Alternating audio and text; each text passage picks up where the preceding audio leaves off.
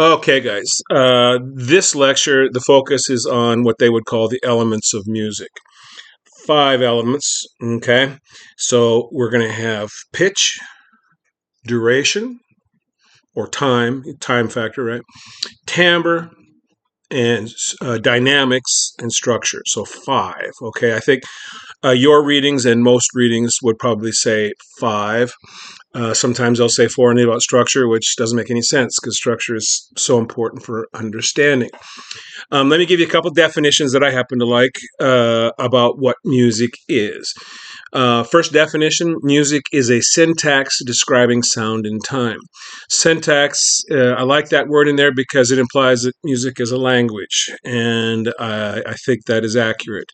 If we want to think of music as primarily a language for emotions, yeah, there is music without emotions, of course, but nevertheless, I think that's probably the best definition we could find. Now, the other one that I happen to like a lot is this is by Leonard Bernstein, West Side Story guy. Music is oral movement, and it's the movement that gives it meaning. And that makes a whole lot of sense when you understand how our senses work. Our senses, the brain cannot digest all the information coming in from all your different senses, so it picks and chooses what it can look at. And so there are shortcuts that it takes, and one of the shortcuts that your brain uses is that anything that stays the same gets ignored. Okay, because no more than probably 20% of what comes in gets digested. It could be less than that. And so what your brain has figured out is that it's movement that gives meaning. Okay, and that's true for life in general, I think. So anyway, that's a very good definition. Oral movement giving music its meaning. Okay, so of those five elements that we would use to create music, as it were, we'll start with one, the pitch. Okay, pitch is pitches are frequencies that we've given names to. Now, there's an infinite number of frequencies, okay? But not every frequency has a pitch name. We have decided to take a few, selected those frequencies, and give them pitch names. A, B, C, D, E, F, and G. Okay, and then we have what are sharps and flats. Okay, and that gives us the 12 notes in an octave, and then we just repeat the whole pattern all over again. Well, you don't need to know how to do that, it doesn't matter. But pitch is just simply how high or how low you can go. Okay, with one pitch, that's how high or low is going to be the frequency or the pitch. Okay, if you have two or more tones going at the same time, if they are not the same pitch, then there is going to be an interval. Interval is the distance between two different pitches. Okay, even if you do it in sequence, you can have an interval of going from one to the next, or one to the next. And so this would be an interval. There are names for all that you don't have to know. One of the things that we will note in music pretty much worldwide, which suggests anyway that it's probably wired in, and that is the idea that every culture on earth uses tonic, music with a tonic. What does that mean? A tonal center. Tonic is a fancy name for tonal center of a piece of music. So if we have a song, la la la la la la la la la la, what's the tonic there? La is the note I started with and eventually would come back to, right? And so we hear that as home base. Okay, so that would be our tonic. Now the interesting thing is, though, our pitch memory is not really that good. 2 minutes, they figure. So over time, what composers have learned is they can take advantage of that and do something called a modulation, which means we can change where the pitch center is. So, for example, I start with la la la la la la la la la la. Now I can change the pitches. La la la la la la la la la. That's got a different pitch center, so a different tonic, but I could do it again. La la la la la la la la la. Okay, so those are called modulations. Those happen to be direct modulations, so they're easy to hear. And this is something that we've learned to take advantage of in the last 400 or 500 years, mostly.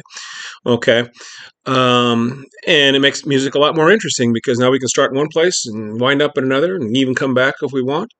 And so, yeah, modulations are an important part of music, but it's still part of the whole pitch category. And then I guess along with in this category, I'll also put what is called a cadence, musical punctuation. We use punctuation to be better understood. When I talk to you, comma, I use lots of little phrases, comma, so you can understand me better, period. Okay? Right? Question mark? Okay? Question mark? Yes! Exclamation point. So punctuation breaks things up or helps us break things up so we can understand concepts better. We have musical punctuation as well. So we have a phrase, la la la la la, and another phrase, la la la la la la la la la la la la la la la la. I stop. That's a cadence. Okay, and we take a pause for a moment. And we say, "Hey, I understand everything that just happened right now. We can move on." That's exactly what punctuation does in music, as well as spoken language or written language. When talking about pitch, when we have one pitch following another in sequence, that is going to be our definition of a melody. Now, nothing in there says it sounds good. Okay, so it doesn't have to be beautiful. Okay. To be a melody. We can go la la la la la. Okay, that sounds like a nice melody, but I could also go la ha oh ha oh. That's a melody. Maybe not a very nice one, but it is a melody. Okay. There are three ways. We have ways of describing the types of melodies to give an idea of its overall architecture, I guess you could say. One is a word melody, which means you need to understand, guys, when I'm talking to you in virtually every language, no matter what language we talk about, there's going to be an inherent melody to that language. Okay? That melody is important to help us understand meaning and whatnot. So there is a melody there. If we remove the words, the melody is still there, but it's just kind of boring and not very interesting. Okay, this is what's called word melody. Great example of music with a word melody, words with word melody would be rap. Rap has a melody. Okay, now you take away the words, it may not be very interesting, but nevertheless, there is a melody there. Now, in the classical realm, we would say a chant. Kyrie eleison. There's a reason why chant tends to be kind of boring, because it's not about, you don't want the music to be interesting. It's to make the words easier to understand. Okay? It should never detract from the melody, at least ideally, I guess. Okay? Now, when we go a little more interesting, though, and we add a few steps and then some skips, then what we wind up with is we have word melody, where if you take away the words, not very interesting at all, to vocal melody, which is still, we call it vocal melody because we can sing it, but now the music's getting more interesting, and maybe we don't need words for it to be interesting. So, la la la la la la la. Well, okay, we do that over and over again. It's gonna be a little boring, but I go la la la la la la la la la la.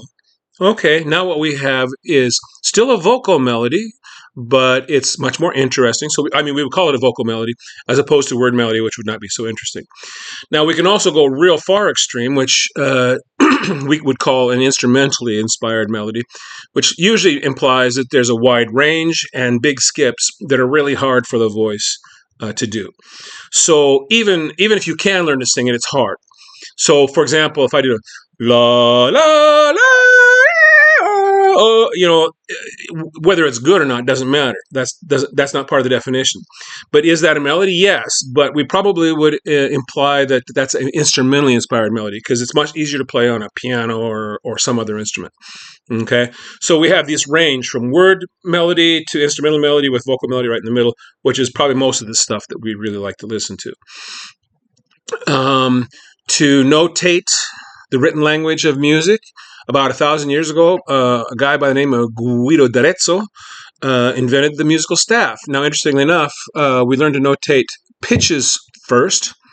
Rhythm came later. Okay, so at first we're notating pitches, but the rhythm was not nearly so clear until much later.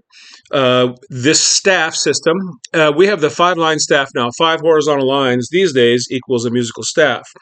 Think of it as musical graph paper, though.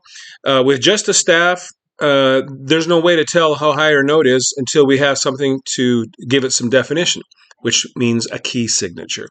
And that key signature, which we're not going to go into here, that's in your readings if you want to read about it. The key signature will tell us what pitch we're starting on, etc. Okay. More than one staff are staves. Okay. And then clefs, the two that you will recognize the most would be the treble clef and the bass clef. There are other clefs, but we won't worry about that in here. And if it's in your readings, great. But otherwise, if you printed out a piece of music of your favorite song, it's going to have a treble clef and a bass clef. And that's probably going to be it. Now, to write music these days, and I'm still in the pitch part of the elements here. We use scales. Now, what's a easy definition of scales? Here's the easiest one I can think of. Scales are nothing more than the collection of pitches that you're going to use to write your music.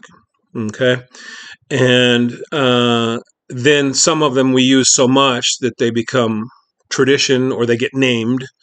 And we use them all the time, like major or a minor. Okay, and so they have, each one comes with with rules for us to use them. Before, that's only in the last 600 years, though, that we've had scales per se, major, minor, primarily. Okay, what about before then? We had a staff, but the scales were different. These were church modes. Modes were the predecessors to scales. This major minor came out of these modes, but the system for major minor is different. It evolved into something different than what you would use for church modes. This would be, if you look in your readings, it's Dorian, Lydian, Mixolydian, Phrygian. These are all names of church modes, which actually were originally Greek modes. And then they thought, well, hey, we'll relearn the Greek modes. Well, of course, the Greeks didn't have a notational system, so they didn't really know. They were just guessing. So we know enough now to know that the Greek modes and the church modes of the medieval period are nothing alike. But nevertheless, they have the same names, okay? But, think of it as maybe paying homage to the Greeks, okay? Yeah, I mentioned the accidentals. All the white keys on a keyboard, okay, but there's don't need any. That's just, those are the natural notes, I guess you could say, in that system. But if you want to play the black notes, you need accidentals, which is the sharps and flats. Sharps looks like a tic-tac-toe sign. Flats are the funny-looking B thing. And then if you want to cancel out all the sharps and flats and just play white notes, then you would put what is called a natural sign. Okay. And so what's next? Oh, yeah. So if our definition of a melody is one note or more, two or more notes in sequence, then what is a chord or a harmony? This is two or more notes played at the same time. Now, once again, I want you to note there's nothing in there that talks about whether it sounds good.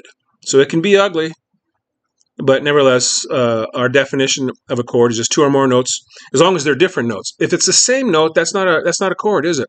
Because if it's the same note, that is a unison. Uni meaning one, son, sound. So one sound meaning the same sound. Okay, so unison is not a chord. They have to be different.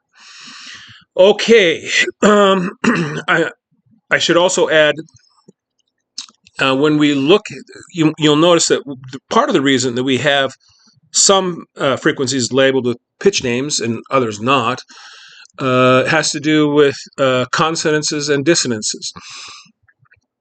When we have two or more tones playing at the same time, they will either sound good together or they sound bad together. Okay, if they sound good, we call them consonant. Okay, if they sound bad, we call it dissonant. And for a long time, Pythagoras had some rules laid out what was consonant and dissonant, and we followed that for like 1,500 years. But then what we have found out is that dissonance, what you consider to be dissonance, will change based on your exposure as you grow up. Okay, so because so much of your music is so full of stuff that was never used before, sounds, much of your music would be considered pure noise by generations. So when your grandparents say, "Hey, turn that noise off," you know what? They're being honest. It really does sound like noise to them. Okay, so they find that as you grow up in an environment with more and more noise, you are more and more tolerant of those sounds, and therefore you can have more things that you would consider consonant. They sound good. Okay, so there is no arbitrary line that we can draw that says here's dissonance, here's consonance, because it'll even vary between each person. Okay, based on your own personal experience. Okay, one other topic that I usually throw into pitch is texture. Texture is one of the ways we fill out music to make it sound interesting. There are just a few types of texture. One is monophonic, mono meaning one, phonic sound, so one sound. Think of it as one melody. Row, row, row your boat gently down the stream. Okay, all by itself. And it doesn't have to be just one person. It could be a group of people, but they're all singing the same tune at the same time. Row, row, okay. And then we have the next type of texture, which is polyphonic. Poly meaning many, phonic sounds. So think of it as many sounds, or in this case, think of it as two tunes or more playing at the same time. Now, I can't sing with myself, but nevertheless, if I said, row, row, row your boat gently down the stream, and then I kept going, but then went back and started over again with another voice, row, row, row. This is a round, right? And that would be an example of polyphonic music. Okay, two or more tunes going at the same time. It can't be. It can be two tunes. It can be three tunes. It could be 20 tunes. Although you would never really hear that. The next one would be homophonic, HOMO, homo meaning homogeneous, right? So what this mostly means is a tune with accompaniment. So we have a tune, and then we have chords. Okay, and this homophonic texture became really popular, basically in the Renaissance. So we're looking at 500-600 years maybe, where we're looking at a homophonic texture. This is the texture that we love. It's easy to understand. We have a tune because we hear melodies first. So we hear a melody, and then we hear the rhythm, and then we hear the bass notes, and then we hear the harmonies. But it sounds really cool, really lush and rich and interesting, but it's easy to understand when you're listening to it. Polyphonic music gets really complicated, hard to understand, and people don't want to listen to it because they don't want to work that hard.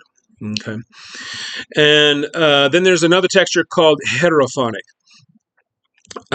This is mostly surrounds folk music, although sometimes composers will revive this type of structure. But think of heterophonic as we're a tribe sitting around a fire, row, row, row. You're singing our tribal song that's been held us together for generations. Row, row, row your boat. And most of us are just going to sing the tune. Okay, but some of us are going to get fancy and we're going to go row, row, row your boat gently down the stream, whatever. You can make it up as you go along, but you have to stick with the tune. You can't, we're not going to just stop and let you riff. Okay, like in jazz. No. So you're going to improvise, but it has to stay with the tune as you go along. Okay, so that would be heterophonic. Homophonic is by far the most popular texture for the reason I mentioned. Also, to make it more clear to you, this happened during the Renaissance. The visual artists were leading the way in the Renaissance, and one of the things they were dealing with was depth. How can I draw something so it looks like there is distance between them? Okay, instead of just flat hieroglyphics, if you will. And so with heterophonic music, we have with painting then, or a visual artist, you have the foreground, and then you have the middle ground and the background. Foreground would get the most attention. Middle ground, all these pictures laying around. That picture right there, for example, that's a middle ground. But what's in the background? See, there's a tree back there that we may not even notice, but lends to the overall ambiance of the piece. It's the same thing with homophonic music. The foreground is the melody. Middle ground would be the bass and the beat. And in the background would be harmonies, which we may not even notice, even if we listen to an entire song. A lot of people will listen to an entire song and never realize they're listening to harmonies the entire time. And so homophonic music is very popular ever since the Renaissance, because it's easy to understand and yet it still sounds cool. Okay, next element, time. Okay, I've got a couple of things to make clear here. You can have a beat, which is a regular interval where a pulse or a beat recurs on a regular interval so that we can anticipate it. Okay. Beat and pulse are synonymous for us. However, do not use rhythm as a synonym for beat or pulse. They're very closely related, but they're not exactly the same thing. Okay. So a beat is very primal. Okay. Simple, doesn't get terribly complicated, not usually. But the rhythm keeps track of the pulse. It does, but it can get a whole lot more complicated. Now, I'm going to start a pulse, and then I'm going to start laying a rhythm over the top of it. The pulse is not going to change, though. Okay? So let me start with the pulse. Boom, boom, boom, boom, boom. Now, as I go along, I'll keep the pulse the same, but I'm going to add a rhythm over the top of it. Boom, da-da-dee-da, boom, da-ja, da-da-da-da, boom, chicka-dicka-dicka, boom. Now, the pulse did not change. The rhythm certainly did, though. So it's like they're certainly very closely related. I think of them as first cousins or something, you know. But pulse is primal. Rhythm, it can be, and oftentimes is, much more intellectual. Okay? So if you want something to be more interesting, you would want to create a more interesting rhythm, not a beat. Okay? The actual, how fast those pulses occur, da da da da da, da da da da. That's called a tempo. Now, that's Italian for time. Now, we use a lot of Italian words. Why is that? Well, the Italians were first. There's a good way to go down in history: be first or be the best. Okay, and so the Italians dominated things for a long time, and so we still use a lot of Italian words. So tempo is Italian for time. And that refers to how fast or slow those beats are going. Okay, and we've got words to label those. We have words like grave. It's spelled Grave, which it looks like grave. And if you want to think of it as grave, you can, but the word is pronounced grave. Grave, largo, lento. These are all slow.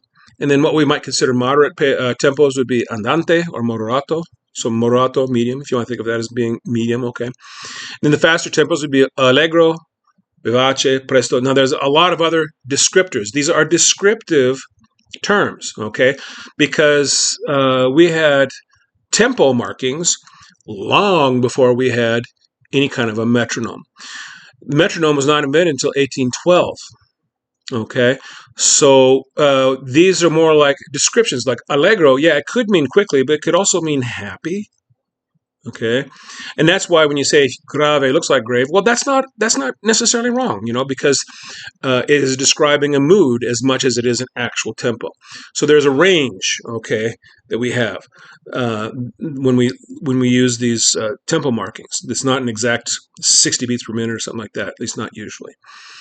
Okay, and now if we want to think of music as an oral language first, okay. And then we're developing the written language later on. Okay.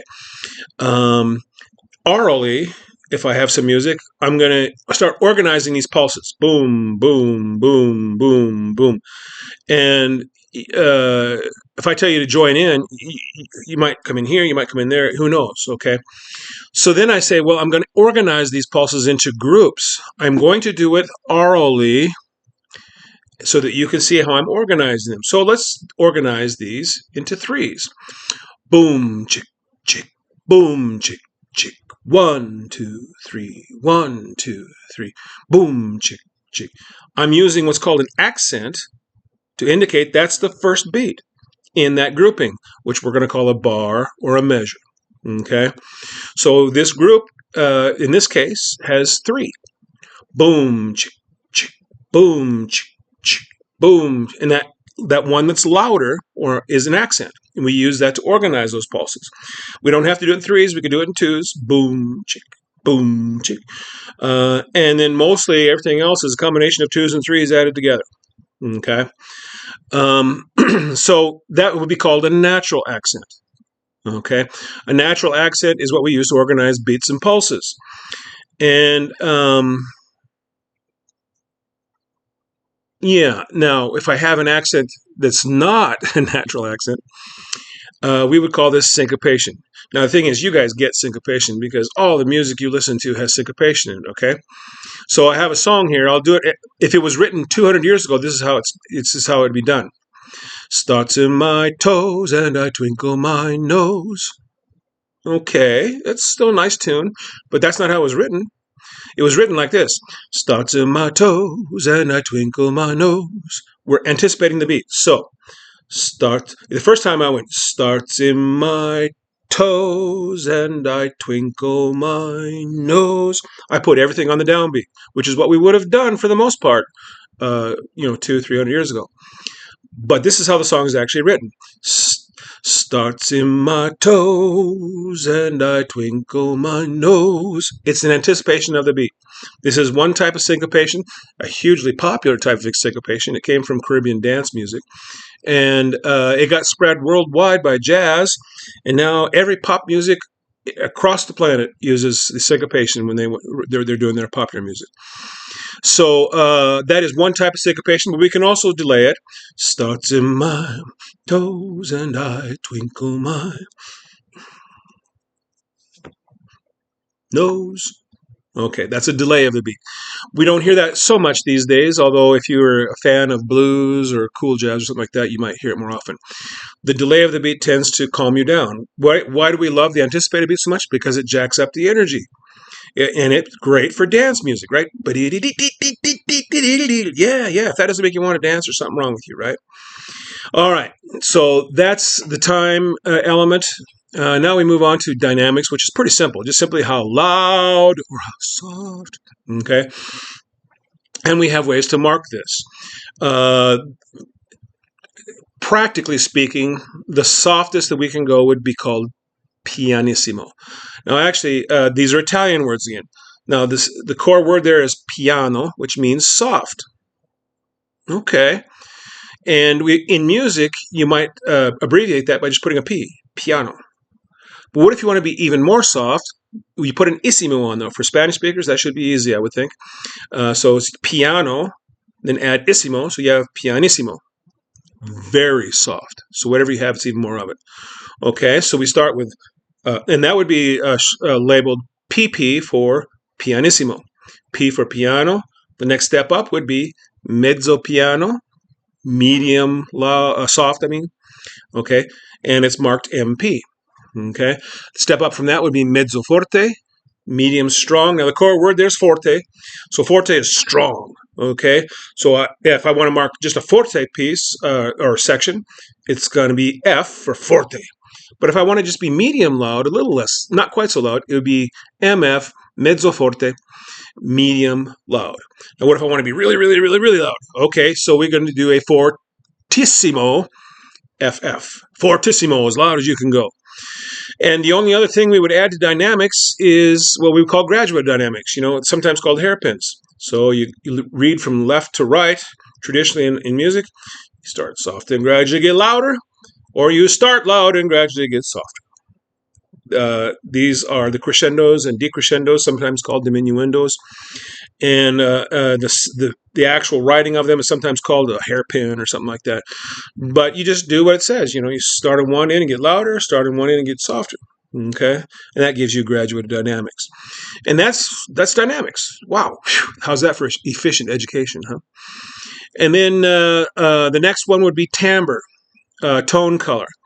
In some ways, this could be the element that we could spend the most time on, or if you really want to take a dive down the rabbit hole, we could spend the whole semester just on this, but we can't, so we won't. Okay. Primarily, what we would call timbre. It is tone color. It is the quality of the sound you listen to. It's why a trumpet sounds different than a trombone. It sounds different than a voice. Okay. Even if they're playing the same notes at the same time, you'd be able to tell the difference because their timbre is different, this tone quality. Even when two people are holding notes, you could tell one from the other because of the tone color, the timbre. Okay. I won't go into detail about how, but this is possible the reason this happens is because it's what we hear. Our brain, again, is using a shortcut. We hear lots of vibrations. When you bang on something, you don't just hear one vibration. You hear dozens or hundreds of different vibrations all going at the same time. The loudest one is the one we usually call the pitch. But what do we do with all the other ones? Your brain takes a shortcut, groups them all together, and says, okay, this as a group is going to be called